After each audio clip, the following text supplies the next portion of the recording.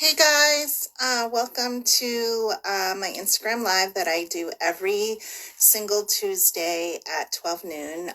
My name is Dr. Patricia Pimentel Selassie, Dr. Selassie, as most people call me, and I'm the author of a book called Aging Brilliantly, which I think is a really great resource for you. It's got a lot of really good information about how to take care of your health. Okay, so Aging Brilliantly is the book, and I want you all to get it. I've already been paid for this book, so it's not like I'm just trying to sell it. I just really am proud of it, and I think it would be a really good resource for you. I just saw a post from Dr. Tina Moore, and it said something like, what you eat and what you put in your body food-wise is way more important than any kind of supplement that you could take. So I know that I'm always, I talk a lot about these supplements, and if you subscribe to my newsletter, you'll probably hear me talk about supplements, and on YouTube I'm talking about supplements, but really diet is the basis, and a supplement is just that, it's a supplement. Today I wanted to shift from talking about COVID-19. I want to kind of get away from that for a little bit. I just need a break from talking about it, and I want to talk about heart health today. I did a webinar with NatMed Coach on inflammation last Saturday that went really well. And if you'd like to see it, you can go to natmedcoach.com and sign up for Virtual Health Club, or you can even just purchase the webinar on its own. Hi, good morning, everyone. I'm glad to see you, or good afternoon. I guess it is officially now. Thanks for being on here. So I wanted to talk about heart health. I talked about inflammation last Saturday. And it was a really good webinar, I think. And Nina, who has great questions, she contacted me last week and talked about her friend who is on a medication, and he has to be really careful about eating vegetables, which is really unfortunate because vegetables are so awesome and so nutrient dense, contain tons of phytonutrients that can help us to be healthier people, and therefore it's really unfortunate that he has to be careful with his vegetables. And the only kind of medication that I know where you have to really be careful about your intake, especially greens, because greens contain a lot of vitamin K, which is a clotting factor that is contraindicated when you take a medication called Coumadin, and its generic name is called warfarin. And what Coumadin or warfarin does is it's a blood thinner, and it's usually prescribed to people after they've had a heart attack. So they are at risk for a second heart attack. And so the problem with the first heart attack is that part of your heart dies. I mean, basically what happens is a clot lands, occludes a blood vessel that's going to the heart, and so part of the heart dies. And if 40% of your heart dies, you're basically expired, right? So if you had a minor heart attack or a first heart attack, sometimes you have not killed your whole heart. Maybe 20% of your heart has died and you can still function well. But the problem is now some of the heart muscle has died. And so when you have that regular love dub, that regular do-good beat, it can sometimes be irregular because part of the muscle isn't working. So what happens when you have an irregular heartbeat, you can get like what are called arrhythmias, which are where the heart will speed up or slow down. And when you have a heartbeat that's not a regular do good, but like staccato or tachycardia, which is slowing down, then you get, when the blood gets ejected through the valves and out of the heart, you can sometimes get a little pull back of blood, right? So not all the blood gets ejected and the blood kind of swirls backwards, and you can actually form a clot in that little swirling of blood there. And if you form a clot, because the platelets are kind of conglomerating and staying in the same position, you can form a clot. And what happens is if you actually throw this clot out, then boom, it's another heart attack, because it's going to stop blood from getting to your heart. Or if it goes up into your brain, it's a stroke. So a lot of times people get put on this medication because they're at risk for a second heart attack or even a stroke. And it's usually because since part of their heart muscle has died, they're going to create what are called arrhythmias. It's an irregular heartbeat. Okay, so people always talk about this medication as if it's terrible and equal to the devil, but it's there for a reason, and it's really to help maybe save this person's life. Now I'm going to tell you why people think it's so awful. One is because warfarin or Coumadin is used actually as a rat poison, and what it does is when rats eat this rat poison, the rat basically bleeds out. So when you give it to a human to make sure that the human doesn't have another heart attack, it's really to thin the blood and to really make sure that they don't get a conglomerate of platelets, which will form a blood clot.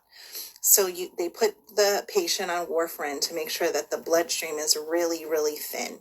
Okay, so the other problem with warfarin or Coumadin is that warfarin or Coumadin has a dangerous interaction with vitamin K, which is a clotting factor. And normally, like for anyone not on warfarin or Coumadin, vitamin K is something that you synthesize in your gut with a really good if you have a really good gut microbiome, meaning you have a really good gut garden, there should be lots of good bacteria in there helping to cultivate and make vitamin K. And vitamin K is really important for you because vitamin K keeps calcium out of your arteries and out of your breast tissue and out of your prostate gland and puts it back into the bones where it belongs. So I think of vitamin K as mom, and I think of vitamin D as dad, to calcium, which is the unruly child. So calcium is a very important mineral for us. We use it for a lot of functions in the body, but it's very unruly. It will go all over. It'll land in your breast tissue, it'll land in your prostate tissue, and vitamin D keeps calcium in the body. Otherwise, you excrete calcium, and vitamin K tells calcium to go to its room, and its room is the bones. You don't want calcium in your prostate gland, and you don't want calcium in your breast tissue, and you definitely don't want it in your arteries, because you can imagine if you've had a heart attack or a stroke, and now you have arteries where calcium is getting deposited on the walls of the arteries, then you've got hard arteries too. So it's just a big problem for heart health if you don't have enough vitamin K in your made by your digestive tract, by the bacteria there. But also when it comes to Coumadin, which is why I started talking about this, Coumadin and warfarin, because someone had a question. Vitamin K and warfarin, they don't hang out well together. They will mess each other up. So the important thing to know about warfarin is it's thinning your blood, and any kind of green vegetables containing vitamin K that you add to it will cause a dangerous interaction, and you may have a hard time maintaining the thinness of your blood. And so people that are on warfarin, they have to, one, go to the hospital or the doctors every 2 weeks and check what's called their INR levels. And their INR levels need to be, in general, below a 1.1. If you're on warfarin, it's okay to have an INR level that's between a 2 and a 3. If it gets higher than that, it means that you're bleeding, your blood is too thin, and you might bleed out. Okay, simple as that. And if you take a certain amount of too much vegetables, then it'll contribute to that blood thinning. So when people are on warfarin, they're limited to, like, let's say 1 cup of broccoli or 1 cup of greens, like 1 cup of kale or whatever it might be for that individual person. And a good doctor would say, well, since I'm checking you every 2 weeks, let's see how much vegetables we can get into your system so that your blood doesn't get too thin. But most medical doctors, to be perfectly honest, nutrition is not their jam, and they're probably it's a lot easier for them to just say, you are only allowed to have half a cup or 1 cup of greens, and then check their INR levels and make sure it's fine. And if it's fine, they're good. But honestly, if you are a medical doctor and you'd be willing to work with your patients to figure it out, it would be ideal if you could work and see how many vegetables they can eat and keep their blood levels still at the same thinness, however way you want to say it. So If you're joining us, thank you so much for listening and being here. I'm specifically addressing a question that someone had about warfarin or Coumadin, which is a drug that you have to be really careful with, and you have to be under close supervision of a doctor. Hi, Sabrina. I just want to say hi to Sabrina out there, and hi to Willow Roots. Sabrina is the one who had me do these Instagram lives, and they're going great. So I love them, Sabrina. Thanks for supporting me. So that's really what warfarin and Coumadin is all about.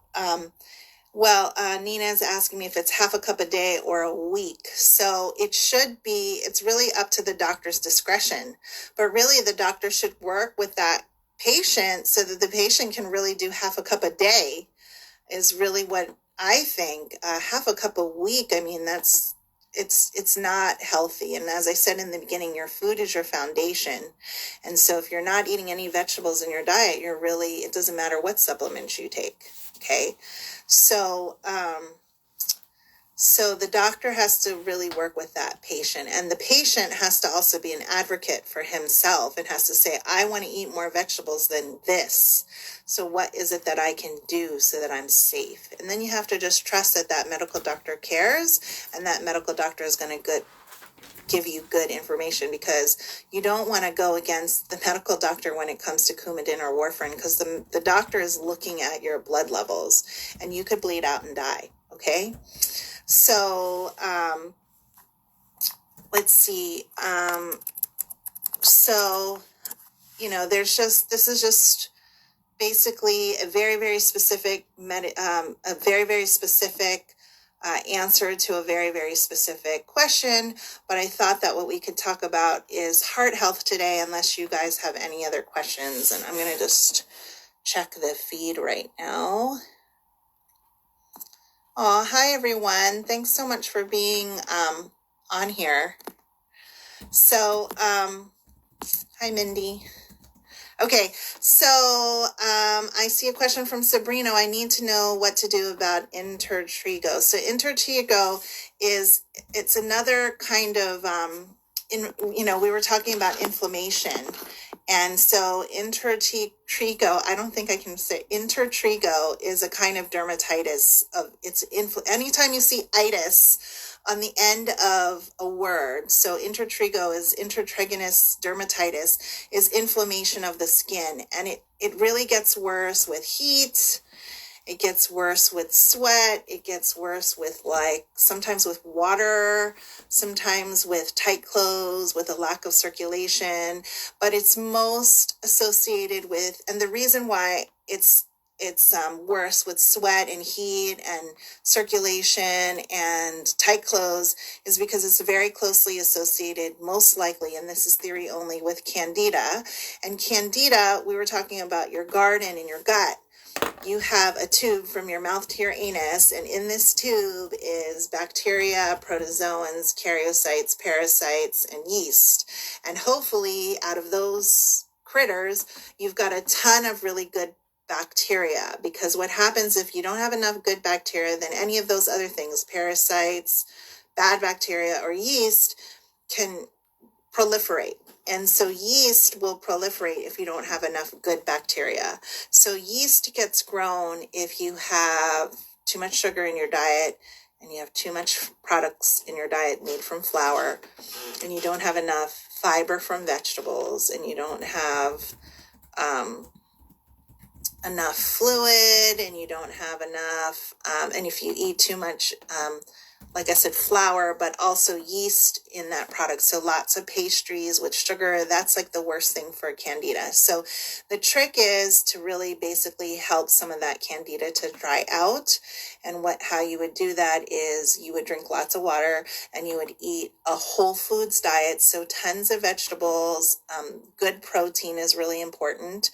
And it can be, protein. I like to talk about protein on the lower in the food chain. So you can start with nuts and seeds, and you can go up to beans and lentils and legumes.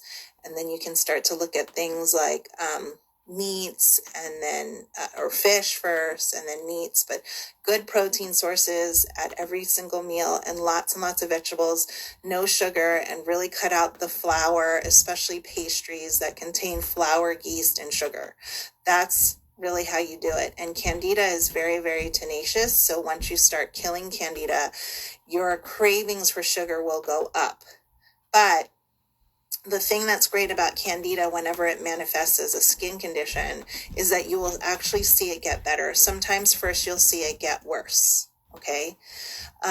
Which is good because remember the symptom is the cure. So whenever your body's trying to get rid of something, whether it's a cough or a fever or itchy skin or a rash, it's your body trying to get rid of whatever the pathology is. So if you're seeing skin conditions happening and you're trying to treat it and it gets worse before it gets better, I mean, honestly, you should really be under the care of a naturopath or a medical doctor so they can make sure that you're going in the right direction and you're not actually really getting worse. But sometimes before you get better, it gets worse. So that's really how you would treat intertrigo, is really an internal thing. So a lot of times people ask me about what to do for their skin, and skin is always an inside job. You know, you want better skin, you got to treat it from the inside. The other thing, but on the outside, some things that can help are like definitely, if you exercise and you're sweating, you definitely want to shower and dry off quickly after exercise. You don't want to have any tight clothing on. If it's worse, if you have large breasts and it's worse under your breast, because that's a pretty common location, then making sure that you have a cotton bra that has really good lift that will kind of push your boobs up so that there's not like an area like a crease there that can be moist and dark. That's where it likes to grow. So same thing with, you know, like you don't want to have tight leggings on, like especially if you have this problem in like jock itch or something. You want to have tight pants on. You just don't want, you want to wear natural cloth that breathes, so cotton as opposed to polyester. Okay, so I was switching back. I'm switching back and forth a little bit from intertrigo to heart health, but you know what they both have in common is inflammation. So anytime that we can sequester inflammation is really good. And I did a really good webinar last Saturday with Nat Med Coach on inflammation. So you can go to natmedcoach.com and you can watch the replay. And I think if you put in the code Selasi50, then you get 50% off of the webinar. So it's like maybe instead of $25, it's $12.50 or something like that. Not bad. I promise you there's gold in there and it's jam-packed with information. Okay, so Sabrina says push-up bras for medical reasons. Thank you. Yes, push-up bras for medical reasons, but you do have to be careful with the underwire. Okay, so be careful with the underwire. And now I see that there's lots of cotton bras that can still give you that lift, but without using wire. And let's see, Nina's asking me, are there food supplements to strengthen the heart muscle after a heart attack and cardio workout? Of course. Okay, so I'm not sure if you're asking me if a cardio workout, I mean, cardio workouts do strengthen your heart. They strengthen your heart muscle. You know, you do have to be careful and you have to talk with your doctor. And I just have to say that I am a doctor, but I am not necessarily your doctor. And so everything that I say on this, and I think you all can understand that, you know, people are watching me and they want to make sure that I am not putting out medical information.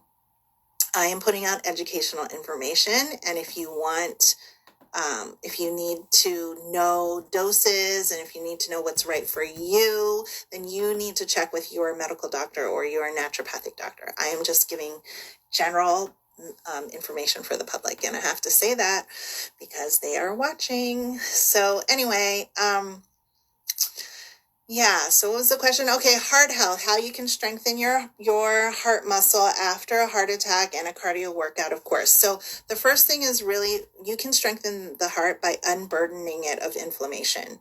So anything you can do, like for example, the same things that cause inflammation, a lot of times products from flour will cause inflammation. Processed foods, pesticides on top of your foods, processed foods especially, is going to cause inflammation. So any kind of foods you get out of plastic or out of a box or that have been made from flour or that are not organic, if you're not on the organic train yet, you have to get on it because that's the only train that's going anywhere. Pesticide laden food is killing us. It's in the standard American diet, and we in America, in general, Americans are not healthy people, and that goes for other people of other nations too. Like, these pesticides are really not healthy for our bodies. Our bodies really have to process it. So, and our bodies see it as foreign, and our bodies will put on a full-on attack, and that will really exhaust your immune system. When we want to keep our immune systems healthy and ready and able to fight something like coronavirus, right? So if you can eat organic, I think that that's really important. Anytime you can feed your heart muscle any good nutrients, I think that that's really important. So again, the same things that I'm always mentioning, which is tons of fruits and vegetables and protein. Now, unfortunately, for your particular person who had a heart attack, who's on Coumadin and warfarin, they can't just eat vegetables and fruit. They've got to be really, really careful. But for most people, good heart foods are things like beets, beet greens, berries are really important. Celery will lower the pressure on the heart. Those are really important. And, I also really encourage not just cardio workouts for hearts, but like restorative exercise. So things like yoga and walking and going in nature, that's all very, very important, because when you stress, like if you've had a heart attack or stroke and then you go on do a full high intensity interval training where you're pulling tires, I mean, that the body will read that as stress. So you do also have to think about that, like interval training, not pushing yourself to the max, I think can be really helpful, but also restorative exercises. So yoga, walking, and if you want to count naps as exercise, I say go for it, because that's also really important to manage stress. Supplements that can really help with heart muscle is fish oils.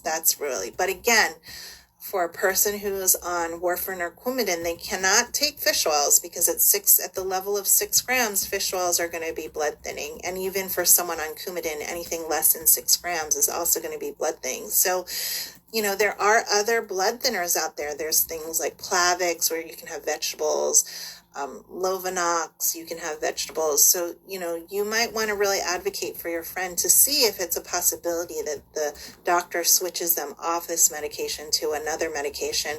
And they've got to also calculate their risks, because, they are at the risk of death. So, this is serious. So have them talk about that. Okay. So other things that can strengthen the heart muscle is magnesium. That's really important because magnesium gives the substrates for the heart muscle to understand when it has to beat and relax. And same thing for the blood vessels.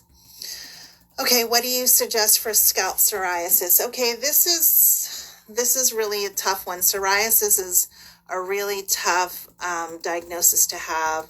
It's also another, so if we're going to talk today about inflammation, this is another kind of diagnosis or condition that has lots of inflammation. So in case any of you don't know what psoriasis is, it's different than intertrigo, intertrigo is like a rash. In homeopathy, we call it like a psoriatic. We call it, I'm not going to say that because that's going to be confusing. It's like intertrigo is like a rash where your skin gets depleted, where psoriasis is like a rash of excess. Okay. And so in general, psoriasis is going to be on the extensor surfaces. So like on the elbows, on the scalp, the knee, on the front of the knees or the shins, where eczema's inside, like inside the elbows, behind the knees, under the breast, on the neck. And psoriasis is like a buildup. So there's something that happened with the genes where the genes are kind of going crazy and building skin cells to the excess. It's also a diagnosis of inflammation. There's lots of inflammation. There's lots of itching. For some people, there's itching and there's redness there. So again, taking away inflammation. I think turmeric is a really, really good one for psoriasis, taking it both internally and also putting it on externally. The problem with turmeric is it is bright yellowish orange golden color, and it does stain. So I did know someone who really would take baths in turmeric, but it turned their entire bathtub yellow and their sheets and everything, lots of clothing and stuff was ruined. So just so you know, you'd have to be really careful if you're doing it externally. Internally, I really suggest getting the supplement, not just turmeric, but curcumin, which is a constituent of turmeric. It makes up about 2 or 3% of turmeric root, and that's the part of the turmeric root that can help with the inflammation of psoriasis. So I have seen, in fact, there's somebody on here right now, and I'm not going to reveal her name, but she's also a friend of mine, and she used curcumin, and she also used other anti-inflammatory supplements, and she has cured the psoriasis on her feet. But in general, it's a really difficult one. And you've also got to look at food. So a lot of times psoriasis for some people is a type of autoimmune disorder. And they're usually, if you have some kind of poor gut health. So like, let's say you have psoriasis, but you also have heartburn, or you also have diarrhea, or you also have constipation, or you also create a lot of gas, then I'm telling you this, you will not heal your psoriasis until you heal your gut first. Okay. I help people with psoriasis in my practice. I'm not, honestly, like I said, I'm saying it's a really difficult condition because I can't say that I have a 100% track record with psoriasis. A lot of people get improvement, and I have had some people get cure, but honestly, not everyone. And I'd love to just tell you that I can, I've helped people heal their psoriasis, but it's a tough one. But, these are some of the things that I do with them. We really look at their gut. We really look at their immune system. We really look at how to incorporate anti-inflammatory foods and anti-inflammatory supplements into their lifestyle. If you're not sleeping, if you're not drinking water, you're not going to heal this thing. And the other thing that has really helped me with psoriasis or helped my patients with psoriasis is homeopathy. And homeopathy is a whole other animal. It's a remedy that's prepared in a certain way, and it helps strengthen your vital force, your ability to heal. My boobs are up by my collarbone for my health. Yes, for your health and for great modeling pictures. Let's see, any other questions? Naps or exercise? Yeah, think about that one. I think that people, and actually, I got that from Dr. Jade Tita. I went to school with him. He's written some books called, what are his books called? Metabolic, I think it's right up there. The New Me Diet, and the Me stands for metabolic effects. So that's Dr. Jade Tita, and he also wrote Human 365, and he wrote something with the word tribe in it, and he wrote another book called Lose Weight Here. He's a really, follow him on Instagram. He has 50,000 followers. He does an awesome podcast. I really admire him, and we went to school together, but he really talks about consider that naps are a part of restorative exercise, because I think that most of us, hi everyone, thanks so much for being here.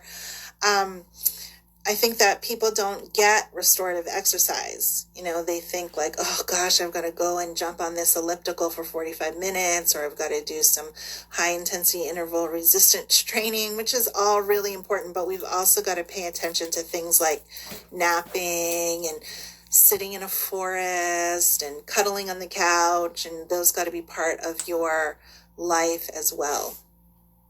Okay, let's see. What time is it? Okay, it's about 12:30. So I think I'm going to sign off. I hope that I answered all your questions. Let's see. We talked about my book, Aging Brilliantly, which I think is a great resource for you, whether you're fighting coronavirus or you're trying to live long and age well, or you're just trying to live a healthy lifestyle. The book came out March 10th, around the same time we were all quarantined here in New York. And so that trumped my marketing campaigns a little bit, but I'm really happy that I'm out here talking to you guys anyways. It reminds me of the days I used to be on the radio. I have been talking about COVID-19, COVID-19, COVID-19 until I'm blue in the face for the last month. So today I was really happy to really talk to you all about heart health and inflammation. We talked about specifically for patients who have had a heart attack or a stroke and they've been put on warfarin or Coumadin. But in general, it's important that you really look at inflammation if you want to live a good life and if you want to live a long life and if you don't want to have a heart attack or stroke.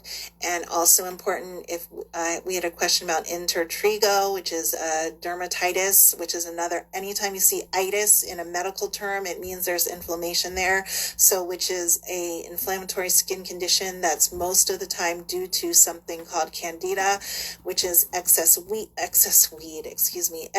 yeast in your intestine. So you want to make sure you kill that yeast by eating a good anti-inflammatory diet, lots of vegetables and protein, and staying away from flour and sugar and things inside a box. And it's important to eat organic. And then we also talked about psoriasis, which is another itis. It's another inflammatory skin condition. But instead of a depleting skin condition, it's like an excessive skin condition. You make too many skin cells. And psoriasis can be complicated and it can be difficult. And that's because it can be due to an immune system that's overreacting, but also due to possible food allergies or a trauma or a weakness in your vital force. So psoriasis can have many, and it can be genetic too. So it's a tough one, but I help people, and there is a person on Instagram Live right now who I know has cured the psoriasis they had on their feet. So there is hope for you, even though I'm saying it's tough. And we talked about taking naps. And what else did we talk about? We talked about some really good things this time. And I hope you got all the good information. Lung health next. Okay, I'll talk about lungs next week. That sounds great. Yeah, we'll talk about lung health, everything you can do to keep your lungs healthy and well. So that's it, folks. I love being with you every week. My name is Dr. Selassie. I'm known as a doctor you can talk to. I am still seeing patients, even though virtually through Zoom, but I am open, and my office number is 888-228-2126. If you want to call me, you can do a free 15-minute phone consultation. I've got some new services, so lower price points for some of you that have, who unfortunately has lost their job during this time, or even not, just because we're all kind of pinching pennies right now and being careful about spending. So I have some lower price offers out there. I'm still helping people, even though I prefer to see them in my office live so I can give you hugs. When I can't give you hugs, I can still help through the computer, and it seems to be working out well. So my name is Dr. Selassie. My practice is still open. My book is available for sale, and sign up for my newsletter. I've got lots of free content for you for health, and I will see you here live next Tuesday at 12 noon. Take care, everyone.